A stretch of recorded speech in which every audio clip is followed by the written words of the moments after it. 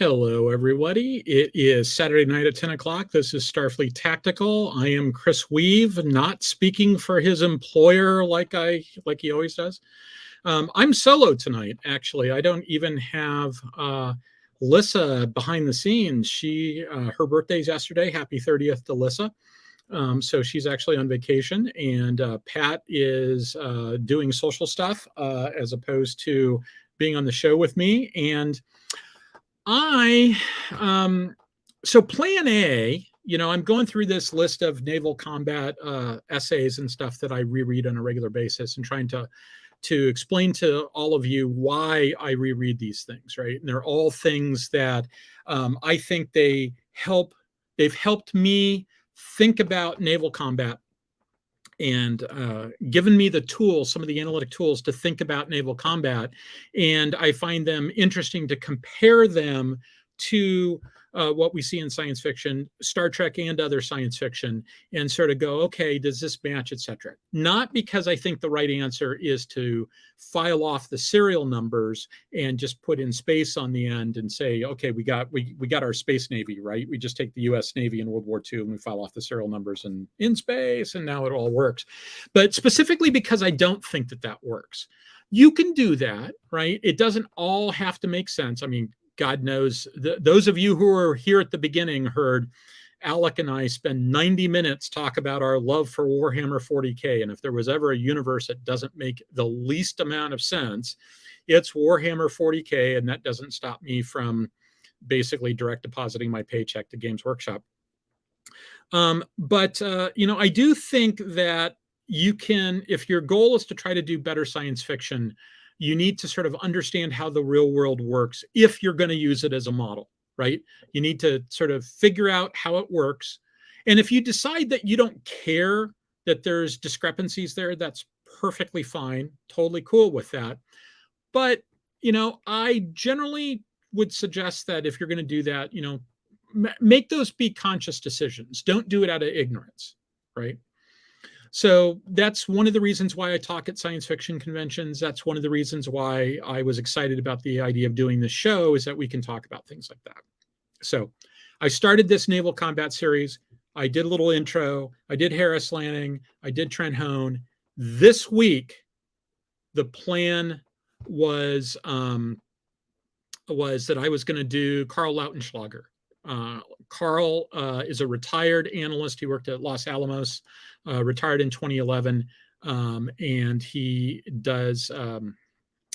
He wrote a handful of articles back in the 1980s, one of which is called The Dreadnought Revolution Reconsidered, and another one is called The Evolution of Naval Warfare. And he's got dates on the end. It's basically, from the modern age, basically the 20th century.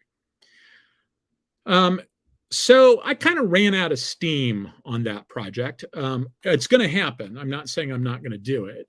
I'm saying that I'm still sort of recovering from the anemia that I've had, and I thought I was going to just sort of barrel through it, etc. But it's actually been a very, very long week.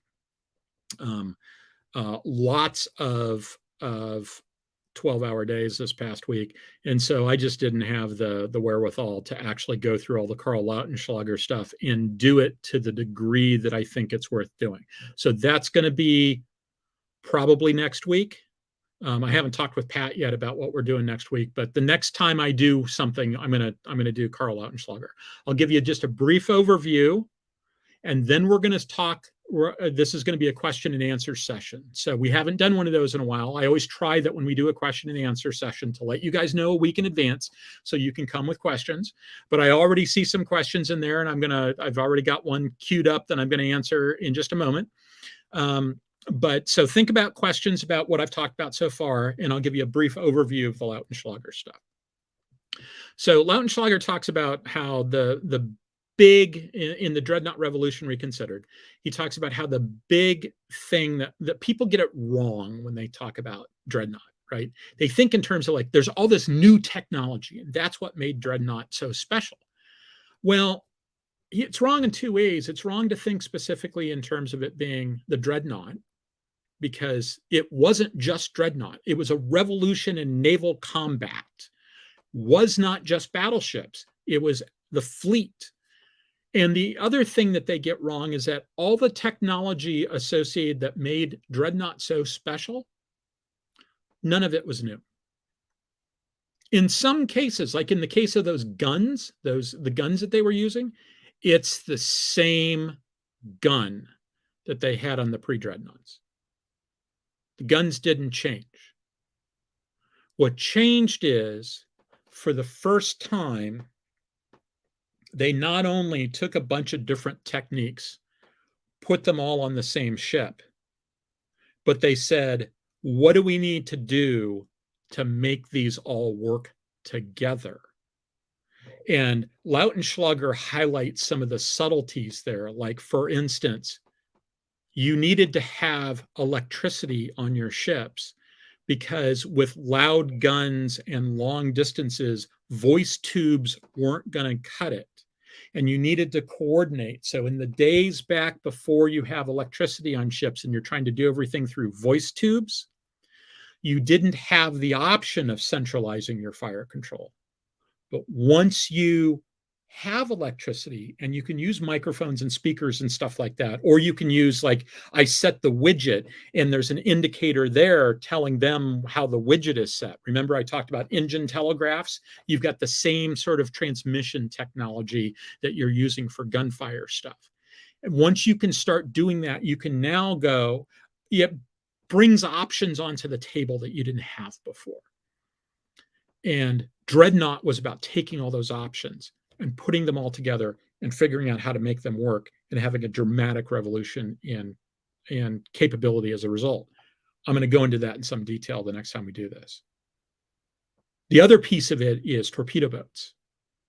So torpedo boats have been around for a long time. They were small. They had horrible seakeeping capabilities. They didn't have the engineering plant that would let them go for long distances at high speeds, which is really what you need in a torpedo boat.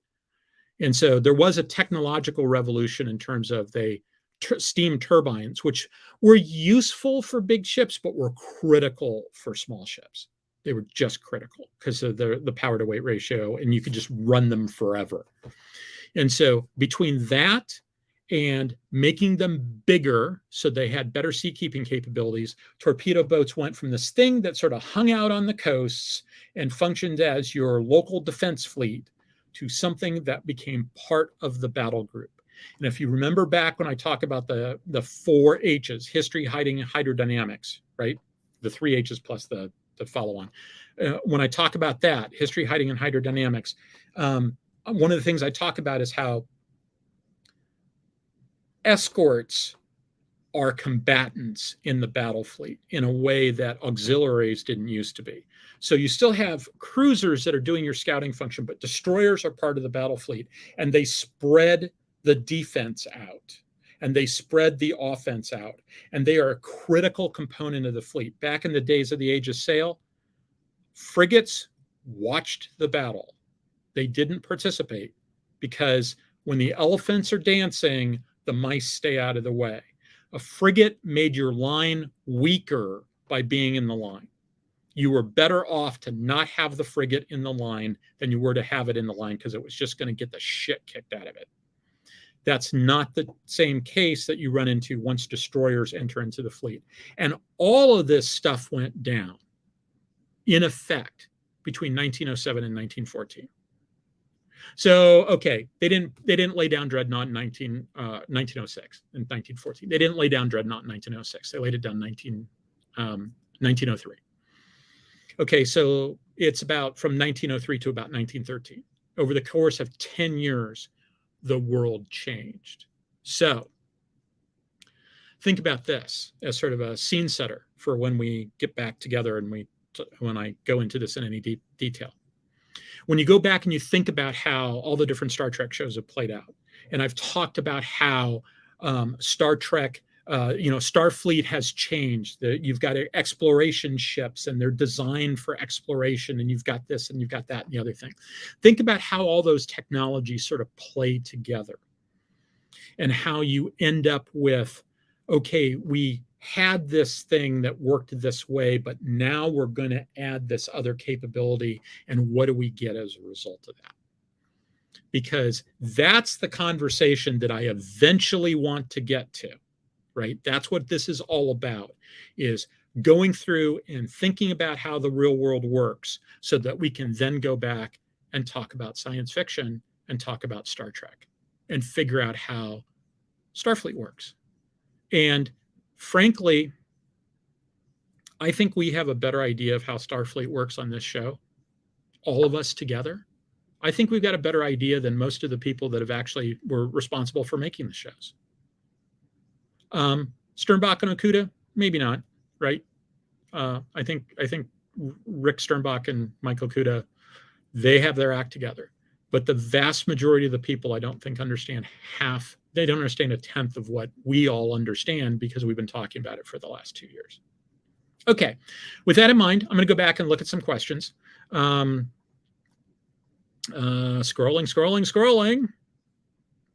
Okay, so hello, Wright. Hello, TJ, who remembered it this week. Hello, Claude. Hello, Raj.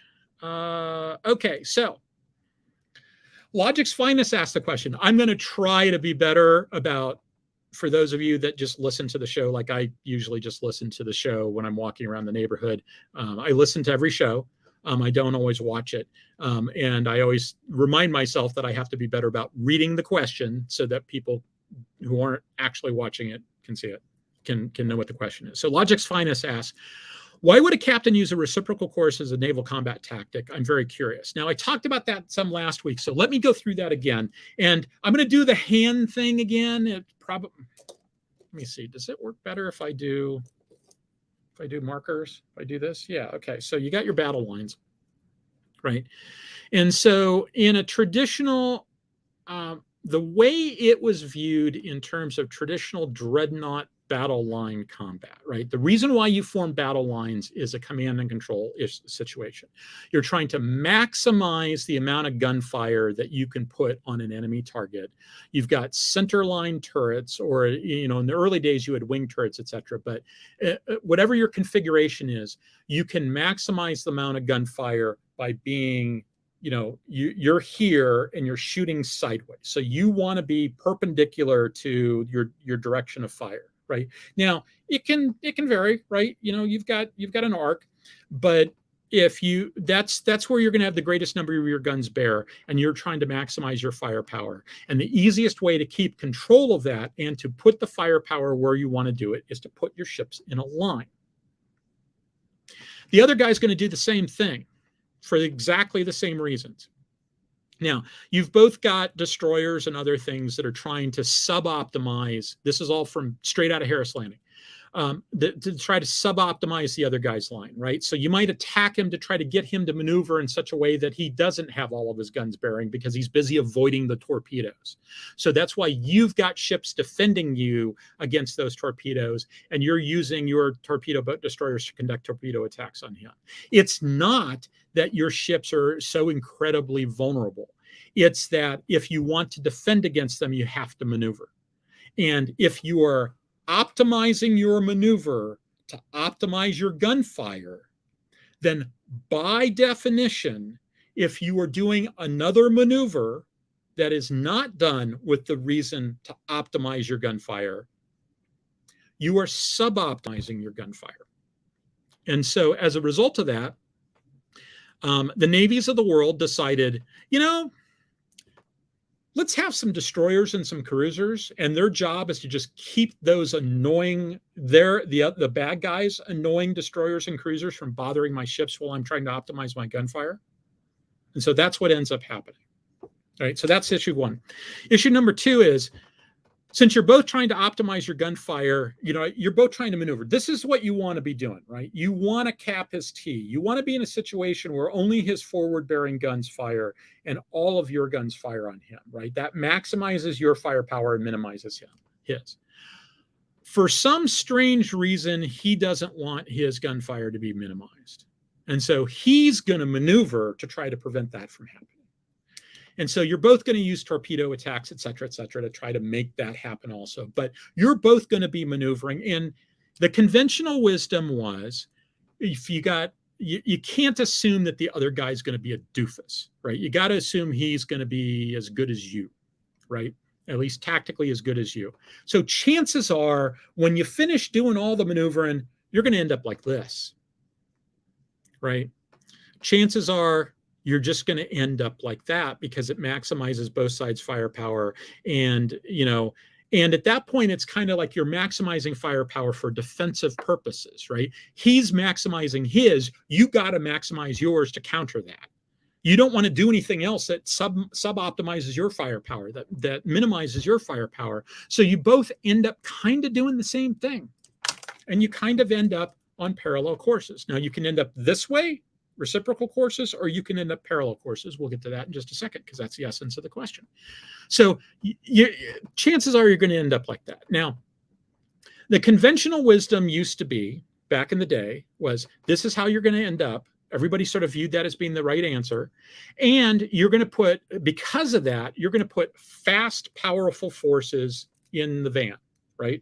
You're going to put your battle cruisers up there. They got big ass guns and they're fast. And the idea is the guys up front are engaged in this battle as to who can get in front of the other guy, because if you can get in front of the other guy, you can do that.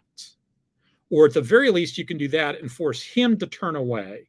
And maybe he'll put a little knuckle in his line, which will result in him sub-optimizing at least part of his gun line, right? So you're trying to force him into a maneuver, and so you want to put your fast, powerful forces front. Okay, the problem is, for the United States of America, United States Navy, we don't have any fast, powerful forces. We got fast forces in the form of cruisers. We got powerful forces in the form of battleships. But our battleships are slow. Because we optimized for firepower. Now, we spent a lot of time optimizing for firepower. Trent honed, I didn't go into this in Trent's article, but Trent spends a lot of time talking about exactly how much we optimized for firepower. We figured out what the best gun was. Like the Brits went with the 14-inch gun and then later the 15-inch gun because they're cheaper. We said, no, we're going to go with the 16-inch gun because it's better. It shoots farther. It's more accurate. We worked really hard to make that gun really good. And we developed a new kind of shell that was a super heavy shell. And that's why the 16-inch 50 on the Iowa-class battleships was a better gun firing a better shell than the 18.1-inch gun on the Yamato. Because we really thought that through, and we realized we actually tested an 18-inch gun and concluded that our 16-inch gun was better than the 18-inch gun we were testing, and that we maximized that 16-inch gun. The 16-inch 45s that were on the South Dakota and North Carolinas were good too, but the 16-inch 50 on the Iowa actually fired a different shell than what was fired on the other ones. Was just a fantastic gun, just a fantastic gun. And so we spent a lot of time working on our fire control, and we were confident we could hit at as long or longer range than anybody else. But our ships were slow as a result of that. And so we weren't going to win that battle. We were going to lose that battle. So instead of this, we were going to get this. They were going to do it to us. So, how do you counteract that? Well, if you know he's putting his fast, powerful forces in his van, then maybe what you do is you try to neutralize those forces. How do you try to neutralize them?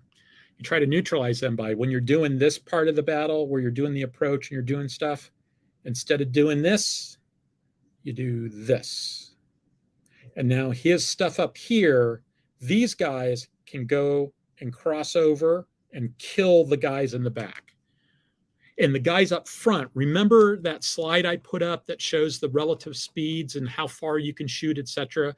And the upshot of it is, if you're going at 20 knots, which is pretty fast for the battle line that we had in 1933. The top speed on those ships was like 23, 24 knots.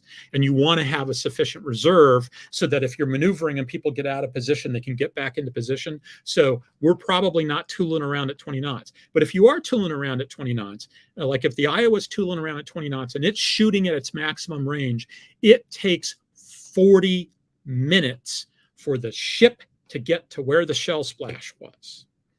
Because ships are slow and shells are fast and shells are long range. If you're shooting 20 miles, it takes you 20 minutes to get there, or 40 minutes to get there. You know what?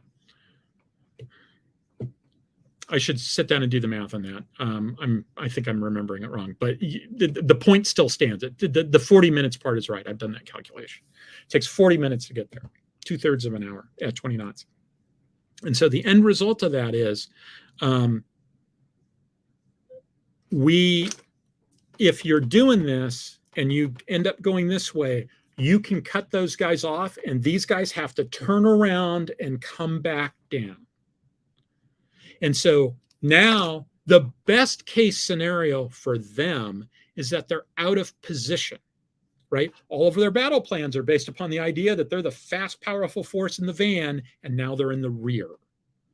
So, they probably have a contingency plan for that because, the Germans did the battle turn away. And so you probably have a contingency plan, but it's not your plan A. If it was your plan A, you would have put them there, right? So they're having to go to plan B. So you've already won a partial battle because you forced them to go to plan B. You might, depending upon how that turns out, you might be able to do so much damage to the tail end of the line that those ships are effectively out of the battle before the guys in front can get turned around and get back to support them. So you play your cards right, you've now defeated them in detail, even though they're in a line. Because remember all the other things about being in a line of battle. You as the commander can't see the entire line. You can't see the enemy's entire line. You can't see your own entire line because you're just spread out that much. And especially if you're in the North Atlantic and chances are there's haze and there might be low light conditions. And by the time you add all that stuff up, and you don't have GPS, you don't have a dedicated tracking software that you just look at the screen and it's picking up the transponder and where all the ships are. You're doing all that through radio calls. And radio back then, radio is kind of dodgy, right? Radio is fantastic in that it gave you all these new capabilities. For the first time in the history of naval warfare, a fleet commander can know about something that's going on that he can't see, and he can know it in real time. That had never happened before. But it's still subject to atmospherics. It's still subject to, just generally like the circuit getting crowded, et cetera, et cetera. And it still requires a whole lot of discipline to get it right. And it's not unusual to just miss stuff. It's hard to have situational awareness on where the entire fleet is. And, people frequently will give bad reports, or you put 2 and 2 together and get 22. When I was at sea, I remember one exercise, I knew what the plan was. I was part of the white cell. I was part of the control staff. I knew what the plan was, that the guys running the exercise were going to throw at the team. And I lost situational awareness because the radio reports were so inconsistent, shall we say, with what I knew the plan to be, that I convinced myself that, I haven't talked to the rest of the white cell guys, and it's been like 18 hours since that meeting where we talked about the plan. They must have changed the plan and didn't tell me. There was no reason for them to tell me. I'm just a data collector off in the cell. I wasn't one of the guys actually running it. I was working for the guys that are running it. So I just assumed that they had changed the plan because the plan I knew, I could not reconcile with what I was hearing coming over the radio. I eventually figured out what was going on, and what was going on was people were passing on reports that sounded like they were their reports, but they were actually other people's reports. So it sounded like there was 2 submarines when there was only 1, because people were reporting they were passing on somebody else's report, but they were putting their position. It's like, don't tell me your position unless you can see the submarine. Pass on the other guy's position. So it was just bad, right? And that's why you do exercises. You do exercises so that you can iron the bugs out. I was seeing a lot of bugs. I lost situational awareness. Well, way worse back in, I'm doing this in 2003-ish, 2002-ish. This was right after 9/11. That time period, we'd been doing radio stuff for 100 years, close to it. 100 years at that point. And we got it wrong. What do you think that they were doing back in the Battle of Jutland? How experienced were they doing it back then? They were inventing new ways to fail back then. Right now, we pretty much know all the ways to fail, but they were coming up with new ways to fail. And so they weren't able to keep that straight. So in any event, that's some of the challenges that you're running into. And that's why you might want to end up on a reciprocal course so that you can cut off the tail end of the other guy's line and kill it. So I hope Logic's finest that explains why you might want to go on a reciprocal course. Okay. So let's see. TJ says they standardized on a single large gun. Yep. Now, not quite as standardized as it sounds because they did like the 16-inch 45 on the South Dakotas, and the North Carolinas did fire a different shell than the 16-inch 50 on the Iowas, but they were generally the same gun. I mean, it was a modification of the gun. They were generally that 50-45 part is the length of the barrel. It's the caliber of the barrel, and the caliber barrels are measured in multiples of the size of the shell usually for whatever reason, usually. And so when you say a 50 caliber barrel, 16-inch 50 means it's 50 times 16 inches long in general terms. And I'm not sure exactly where they start the measuring, whether it's from the end of the breech or the beginning of the breech or whatever. But in any event, that's what that means. So they standardized on that gun. All of our ships had that gun. And we standardized on that gun in a variation of it back in World War II. So I think that by the time World War II rolled around, literally all the battleships had 16-inch guns. And nobody else in the world can say that. Everybody else was like, the Brits had 14s and 15s, and the Japanese, I think, they had 18s, but not everything had 18s. We decided that it was worth standardizing. And we optimized that gun, and we optimized the turrets for maximum range on that gun. That involves some changes in the interwar period to increase the elevation. As our fire control got better and we figured out that we can now hit at longer ranges, we needed to modify the turrets to allow the guns to elevate more so that we could actually shoot to range. So in effect, if you want to think of it in wargaming terms, for most navies, if you take the Jutland era, the World War I era ships, they can't fire at extreme range. Same gun, right? But then they modified the turrets so they could get more range, but it's the same gun, just elevated more. So now that last range band is added onto it. Okay. Yes. Wright uses the phrase systems integration, and that's exactly the word that Lautenschlager uses, and we're going to talk about systems integration. Hello, Donnie. Everybody is doing well. Yes. Okay. Wright asks a question. How much more advanced was Dreadnought versus Michigan? To be honest, I don't know. I mean, they both were guns that I don't know for a couple of reasons. And one of them is it's a time of tremendous change, right?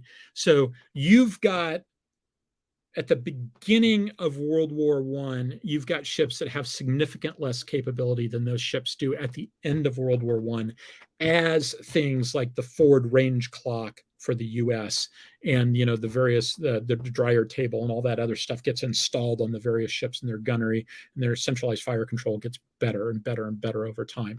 And so, for one thing, you really kind of have to say, like, well, what year? Pick a year, and I'll compare them in that year. The other thing is, to be honest, I haven't really spent a whole lot of time with Michigan. They're both all big gun battleships. Now, people talk about all big gun battleships like, oh, we never had all big gun ships before. Well, yeah, we did. We had all big gun ships before we had multi-gun ships. the ships were basically all big gun when you went. If you go back to like 1860s, they were all big guns. And then they started, once you started getting like torpedo boats and stuff like that in, they started adding stuff. And so then you end up with like, firing 15 different types of guns. And then they went back to all big guns later on. And okay, did they really go back to all big guns? No.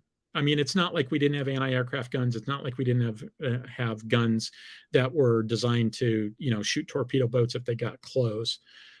We still had stuff like that. But the right way to think of it is all big gun main battery, right? It has to do with how far you think you're going to be shooting. If you've got good fire control and you think you're going to be shooting to 10,000 yards, having a bunch of guns that only have a range of 5,000 yards don't do you any good. And so they're no longer considered part of the main battery. You may have a few of them around still because you want to shoot at destroyers that get close because you want to discourage them from bothering you while you're trying to optimize your gun line. But if you're doing that, they're not part of the main battery. And so you standardize on the guns that can shoot at the range that you think you can hit and that can do the maximum amount of damage. And part of this, all this gunnery fire control stuff did is they realized, like, there was this big argument. We want to maximize fire, right? We want to maximize weight of fire. And the way to do that is to have quick firing guns and to be able to crank them out faster, and smaller guns can fire faster than bigger guns. And so we want to maximize the weight of fire. Well, it's like, no. You want to maximize the amount of effective fire. By the time when you start doing gunnery, like centralized fire control, and all the other things that I'm going to talk about when I actually do the Lautenschlager article, when you add all that stuff up, you get more hits with slower firing guns at a longer range than you do with a bunch of quick firing guns, faster firing guns at a shorter range. You maximize the amount of hits despite the fact that your rate of fire might go down. So, okay, so think about this in Star Trek terms for a little bit, right? All the weapons in Star Trek are really pretty short-ranged as a general rule. Okay, maybe you can make the argument photon torpedoes fired at warp. The ships look close together, but they're moving really fast. So if you fire that thing at warp, the torpedo may go, may go 500,000 miles, 1,000,000 miles, but you're very close to the ship in front of you. So it's not like you're shooting at something that's 500,000 miles away. It's that you're in a stern chase and you're all moving that space, right? Phasers are all very short range, although, as I've pointed out previously in the original series has an entirely different model of phaser combat. Entirely different model. You see ships doing high warp passes, and they've got to be firing at just huge distances. And then when you get to Star Trek Next Generation, everything's being done at revolver range. It's a little bit of an exaggeration to say that the range of the guns in Star Trek, the phasers in Star Trek The Next Generation, are similar to the range of the guns at Trafalgar. Yeah, that's an exaggeration, but the range is not, considering the power levels involved, the range isn't very high. So you don't have a whole lot of fire control issues to worry about, though, because a lot of the things that one of the conclusions I've come to rereading Lautenschlager is a lot of the stuff that Lautenschlager talks about as being like, this is really important, taking all these different pieces and putting them all together and getting it all together. Your computer does that. All that stuff is, they don't even think about it in Star Trek. You don't even think about coordinating the fire from the various phasers because the computer does it. As you make your pass, it moves along the phaser strip, right? You've seen that 1,000 times in Next Gen. As the ship rotates, it moves along the phaser strip. And, as the ship goes by, phasers are firing as they need to fire. And you don't have to think in terms of coordinating stuff anymore because things fire when it's most effective. So all the stuff that you do to do fire control, the control's all handled by the computer. And you don't really have to worry about that. So if you want to add that sort of level of realism to Star Trek, you have to think about, okay, so what's the equivalent of that? And when I say add that level of realism, it's like, okay, I want to have to think when I'm watching a Star Trek battle. I want to have to think. That's the wrong way to phrase it. I don't want to have to puzzle out what's going on, right? I do that for fun, but I don't want to have to puzzle out what's going on. But I want to see something. It's like, oh shit, that's really nifty. It's really interesting. What does that mean? Oh, wow. I understand what that means. That means that they're putting this together. That means this must work this way, right? If you're going to express something like that, right? If you're trying to get across to some, in some media, that level of detail, you need to kind of have thought it out yourself. That's one of the reasons why, in general, I prefer books over visual media, because in books, it's much greater likelihood that people have thought it out. All right, so next question.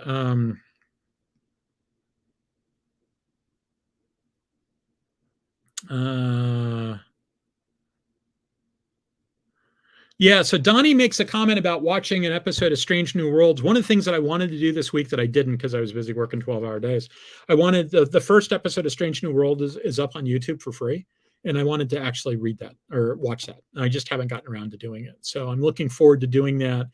It hasn't been the highest priority because I want to have a conversation with Pat about it on the show, and Pat hasn't been on the last couple of weeks. So when I figure out when Pat's going to be on, I'm going to make a special point of watching that.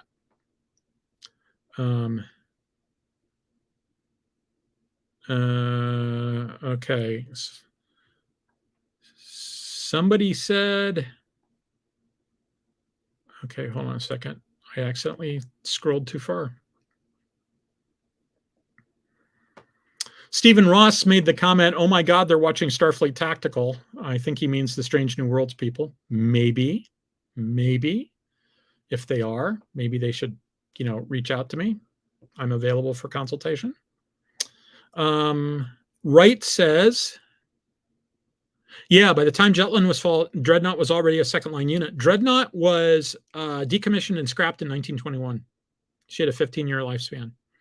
And that frequently happens when you got new stuff, right? Tolling completely groundbreaking, pretty much obsolete almost as soon as it gets out there. I mean, they spent some time figuring out how to use it, et cetera, et cetera. The Bellerophon class, which was the follow-on, the next 4 ships in the 4 dreadnoughts that they made, were modified dreadnought designs. But Dreadnought had these funky wing turrets and stuff like that, and they kind of eventually concluded, yeah, centerline is better. You can maximize your firepower. If you have to have a separate turret to fire to the left or to fire to the right, you kind of want to have a centerline turret, and then you only have to have one turret. If you and you get just as much use out of one turret as 2, and you only pay for it once. You only pay the weight penalty once. So that's the way you want to do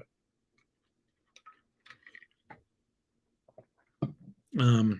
Okay, so my brother asked the question, do I have one thing above all others that needs to be incorporated in sci-fi from military operations that would add a real world feel? I think Delon's having problems typing. I suspect. Yeah, one thing above all other things needs to be taken from the real military and added. So he's actually not at home. I know that he's off his aunt and uncle-in-law are celebrating their wedding anniversary of like 60 years or something like that. So my congratulations to them. So Delon's not at home. So I don't know that there is one thing above all others that needs to be taken from the real military and added. If I had to say the thing that I noticed most when it's not there, it's a combination of command and control issues, and it's a combination of pre-planned responses, right? The military thinks these things through. They don't just make stuff up on the fly. We talked last week about basketball teams running plays and football teams running plays, and that's really kind of the way the military approaches this. They run plays. They run plays all the time. They have default plays that they run. They don't just make stuff up on the fly. Now, if they have to, they can, and sometimes they have to. But, I always cite the example from Babylon 5 of Sheridan in a pre-planned attack. They go through the warp, come out of the warp point, and he's saying things like, little ships follow big or protect big ships do X, little ships do this. And it's like, he shouldn't have to issue that order. Everybody should know to do that. Right. And that's one of the things that you see in all the Navy stuff in the interwar period. You see in the Trent Hone articles is that that was all about making sure that everybody knew what the plan was so that you didn't have to tell them what the plan is. And so like the destroyer flotilla commanders were not only authorized, but expected to conduct attacks without requesting permission if the situation warranted. Here's the situation. Let me tell you what you need to think about. This is what the doctrine said. Here's the time period when you need to conduct an attack, and just go conduct it when it's time to do it. You don't need to ask, do a mother may I, just go do it. So the military has a lot of pre-planned responses for everything. They think all that stuff through, and command and control is insanely important. You need to figure out who's in charge. You need to figure out how all that stuff works. The command and control piece is the stuff that you never really see. So the part that impresses me when Worf is firing stuff is not the fact that the phasers are shooting, et cetera, et cetera. It's like, I want to know what he's doing at that panel, because there's some interesting command and control stuff taking place in that panel. Okay, let's see. So there's another version of how Delon said it. And so, yeah, to add to improve the quality of sci-fi, I'd say pre-planned responses and command and control.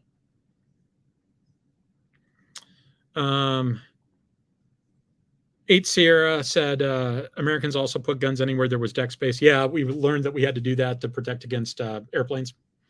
But, all the ships, from the Brits and American ships, there were tremendous amounts of refits that took place. Like there's a myth that, Repulse hadn't been refitted. Well, yeah, she was due for a refit. It would have been like refit number 8 in the 20 some years since she was built. So yeah, they refitted stuff all the time. Let's see.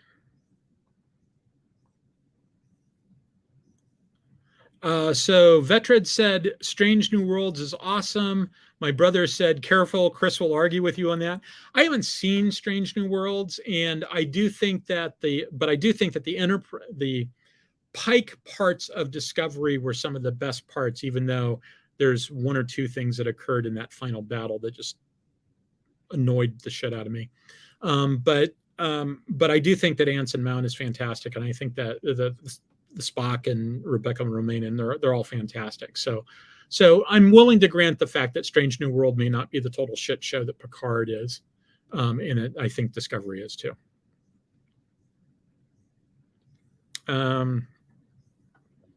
Wright points out that during the Battle of North Cape was nearly wiped out due to snow and ice. Yeah, that can happen. It's just like sometimes you get to play a football playoff game in the fog, and the team that used to be that their normal shtick would be that they would throw the ball, they get to be a running game instead because the environmental conditions. Happens with militaries all the time. Let's see, going down here. Logic's Finest said, in regard to the calibers, that it's a diameter of the bore in relation to the length of the barrel. Yeah, it's the diameter. It's the length of the barrel in barrel diameters. So a 16-inch 50 is 50 times 16, as I understand it. Not a gun guy, technically. Certainly, didn't do that stuff, but that's how I understand that to mean. But I don't know exactly where they... Is it just the barrel part? Is it the breech? I don't know. Wright says that he thinks that Michigan had all centerline turrets while Dreadnought still had wing turrets. It could very well be. I really haven't studied Michigan. Logic's Finest says, that's what I really liked about Battlestar Galactica 2005. Command and control, shells, not phasers, space maneuvering, etc. Having military input in the writing was huge. Yeah, I agree. And, Ron Moore wanted to go to the Naval Academy, and it shows. It shows. And there's lots of things that I love about that show. I fell in love with that show during the miniseries when I heard them do the litany about men working in suits outside the spacecraft. And you just sort of hear it in the background. They're talking over the 1MC, the intercom system.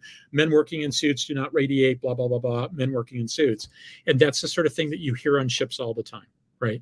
If there's guys up in the working aloft where they could be irradiated by the radars, you hear that come over telling you disarm all the radars, do not radiate until you hear that until I make a call saying that it's okay to radiate again, because you can fry those guys. And so you hear stuff like that all the time. I really like stuff like that.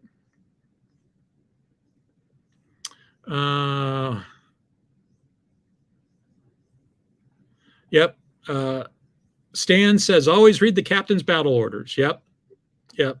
And so that's one of the things actually that I hope came through about the doctrine stuff that I talked about last week with Trent Hone and the doctrine, is that part of that was by standardizing the doctrine, a commander can always just sort of say, you know what, the doctrine isn't appropriate in this situation, so we're not going to use it. But you had Spruance and Halsey on occasion saying, like, we're just going to do it according to the standard doctrine because it's easy for us. The standard doctrine is the 95% solution. There's no point in us trying to tweak it. It'll just make it more complicated. We've got plenty of other things for us to spend our time on and for them to spend their time on prepping for this battle. We don't have to tweak this. We're just going to use the doctrine.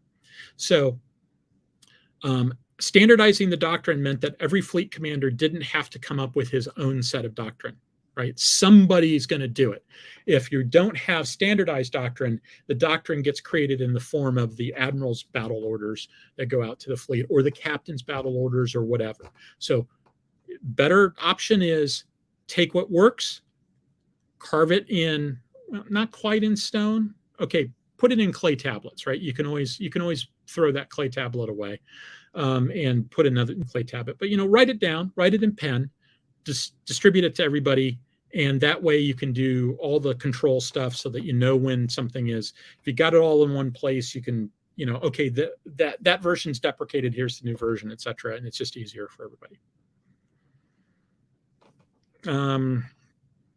Stan also says, Strange New Worlds is much better in that the captain knows his officers are smarter at their jobs than he is. While it is his final responsibility, he listens and he still gives orders, but does not dictate. Yeah, that's a big deal. It's always important to know when the person you're talking to is smarter than you are. Now, about a particular job. Now, that doesn't necessarily mean they have all the information. And, sometimes it works out that you might even still be better than they are, but you're busy. You got other stuff to do, right? And first of all, and second of all, they're never going to learn if they don't have the opportunity to learn. So you need to give them the opportunity to learn. So you need to let them run. So when you sort of add all that stuff up, yeah, and that's a good reason to watch Strange New Worlds if they're doing it that way. The right answer is to tell people, this is what I want. This is the effect that I want you to get. And if the answer is, I need you to do it this particular way for this particular reason, then yeah, go ahead and do that. But most of the time it's, you're a trained professional. You know what you're doing. Here's the outcome that I want you to achieve for me. Go achieve that outcome. So, okay.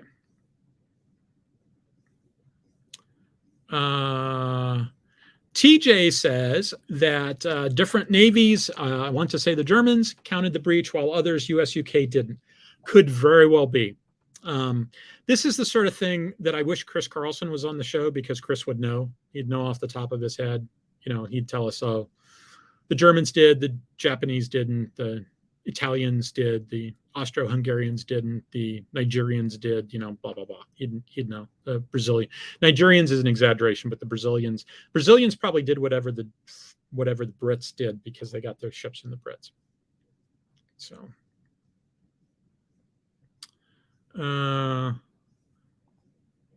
Babylon 5 needed to reread Pack 10. That's from Wright. Yes.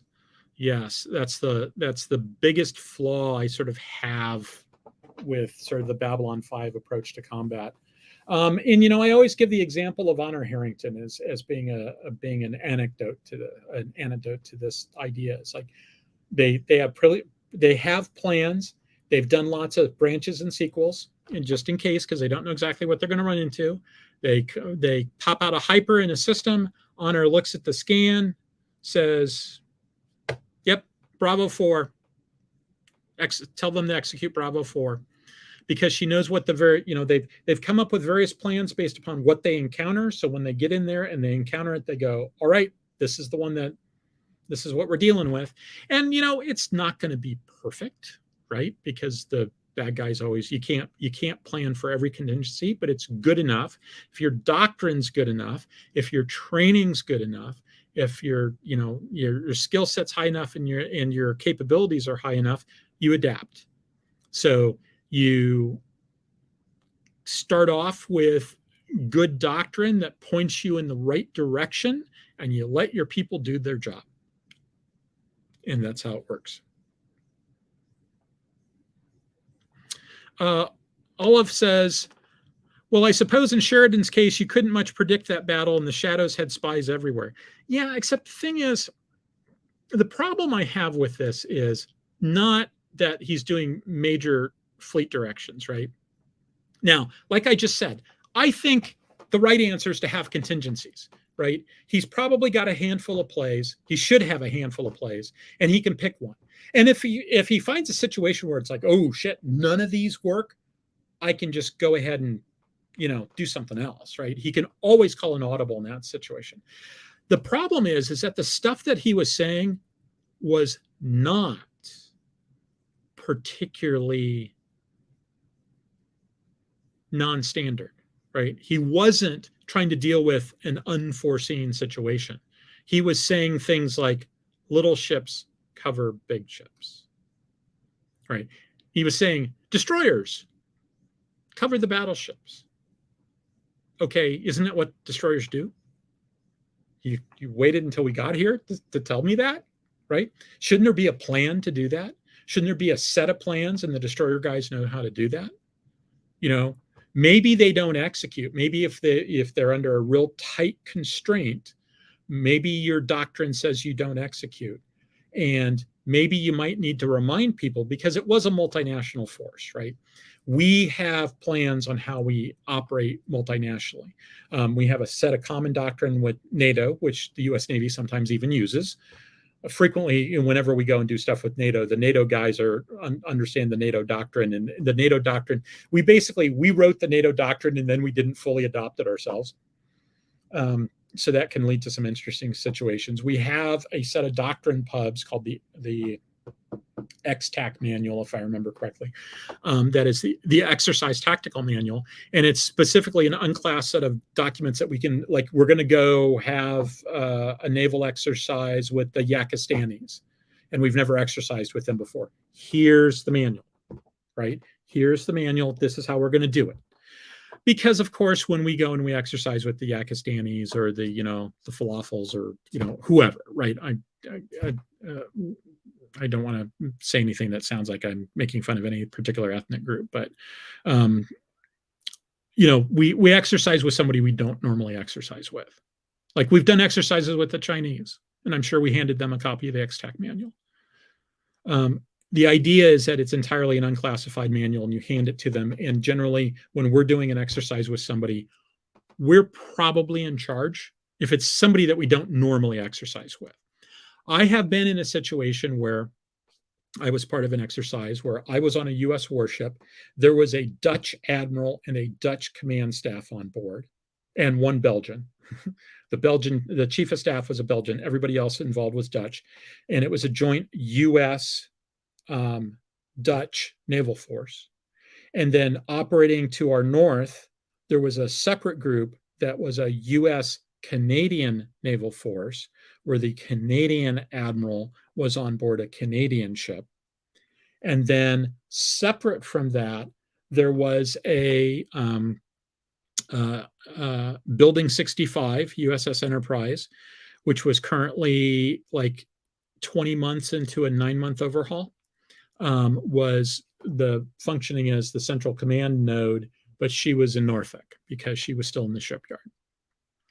And so it was a Dutch admiral reporting to a U.S. admiral and a Canadian admiral reporting to a U.S. admiral. And we had all the U.S. ships were reporting to allied admirals. So we do that. But like if we're going to go off and exercise with the Nigerians, we're probably we're going to use our doctrine.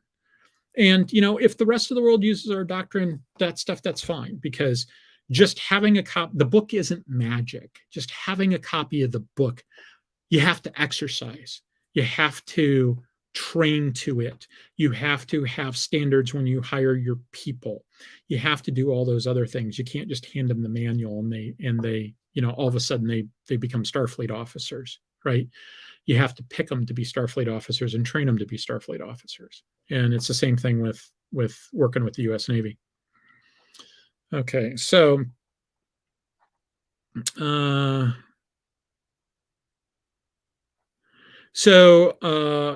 Olive says, I kind of wish I could remember the situation of how that multi-species fleet actually assembled. I had the impression they just came together. Yeah, not that time. That was one where it was a planned battle. They had the big war room and Sheridan's planning out the battle, and they knew they were going on the offensive. They knew that they were going to fight that battle. They were attacking. The Sheridan and his forces were attacking. It wasn't oh my God, we're ad hoc defense. So there's a real world example of this, right? The ABDA force in World War II. Australia, Britain, America, ABDA, Australia, Britain, Dutch, America, if I remember correctly. So it was after the Japanese pounded us in the Far East, pounded all the allies in the Far East, they took the ships that were left and sort of threw them together and put them under the senior officer president, who was a Dutch admiral, and said, you guys are the ABDA force. It didn't go well for the ABDA force. They basically got wiped out. There was one particular battle where they lost like 2/3 of the force, and everybody else just sort of went, okay, we're done. We're combat ineffective. Sauve qui peut, everybody run for it. And some of the guys got away and some of them didn't. But it was basically, we're not at the point where we're able to make that happen. And so that is what happens when you sort of throw a scratch force together as a general rule that hasn't worked together. But in the case of what was going on here, it leads to, those are the sorts of problems that Sheridan would have to be worrying about, right? It's like we all have we don't understand each other's capabilities. We don't understand each other's doctrines. Our ships are designed to our doctrine, right? And by that, I mean, okay, my doctrine says I'm heavy on missile armament and I want to fight up close. Well, his doctrine says I'm heavy on beam weapons and I want to fight from a distance. How do you put those guys together, right? How do you have them work together? You might think it's like combined arms. It's right, like having infantry and tanks. Well, making infantry and tanks work together is hard too, because there's some ground that's good for tanks and some ground that's good for infantry. And when you put them together, you have to take into account both of those factors. And so combined arms is not this magic panacea. It's hard, which is why you have to practice doing it. All the things worth doing are hard. And so in this case, at the very least, maybe the forces haven't had a chance to go out and practice, but they would have at least sat down and sort of figured out what their common doctrine is. You shouldn't have to just sort of throw stuff out ad hoc, especially things like cover the big ships. So, okay. Dustin says, will the new Babylon 5 reboot have shields? No idea. Stephen Ross says, sounds like 2300 Star Cruiser. Yeah, because you have the Atranger site has some wonderful fiction write-ups of what happened when the various fleets got pounded and they all ended up sort of forming an ABDA-like force under, I think it was Admiral Konstantin, the Ukrainian commander. So it's just, there's some fascinating fiction write-ups about how they sort of pulled all that stuff together and made it work. And so, yeah, out in the Cafer arm, that's kind of how this worked. So that background is utterly fascinating. I really, really like that background. Okay. I've been talking for an hour and I am about spent. So I think that it's about time for me to call it. And I'd like to thank everybody once again for coming. I occasionally have people say that this is the highlight of their week. It's certainly the highlight of my week. And I really like the fact that there's a group of us that get together once a week and we talk about these things. And I would really, I'm really looking forward to going into more in depth with Karl Lautenschlager. And then I'm going to talk about at some point, I'm probably going to do 2 sessions on Lautenschlager, talk about 2 different articles. And then at some point after that, I'll talk about beyond visual range air combat and sort of some of the lessons I think that can be learned for that for science fiction. The preview is professionals develop vocabularies. They develop vocabularies that allow them to say in very, very few words, a picture's worth 1,000 words. So's a brevity word. A brevity word is worth 1,000 words. A predefined concept is worth 1,000 words. And that's one of the things that I think the beyond visual range air combat guys really have going for them, is that they've thought all that stuff through and they can say stuff and get across really complex ideas because they've thought it all through. And when they say a pole, everybody understands what they mean by that. So in any event, that's one of the things I'm going to do. And then I'm also going to talk about Sector Fleet by Martin Doherty. And then hopefully by that point, we'll be able to talk about the first half season of Babylon 5. And hopefully by that point, I've re-listened to the Exordium novels, and I can talk about the Exordium novels, and Pat will talk about his game where we're at. And then at some point, I want to start having people on to interview. The problem is the people I want to have on are people like John Henry, I really love his books, but there's like 20 of them. And so I need to reread 20 books before we have John Henry on. But we got plans. I got plans going forward. Just need some time to execute them. But so I look forward to seeing you all next week. Live long and prosper, everybody. And now I don't have Lissa to say, Lissa, run the closing credits. So talk to y'all later.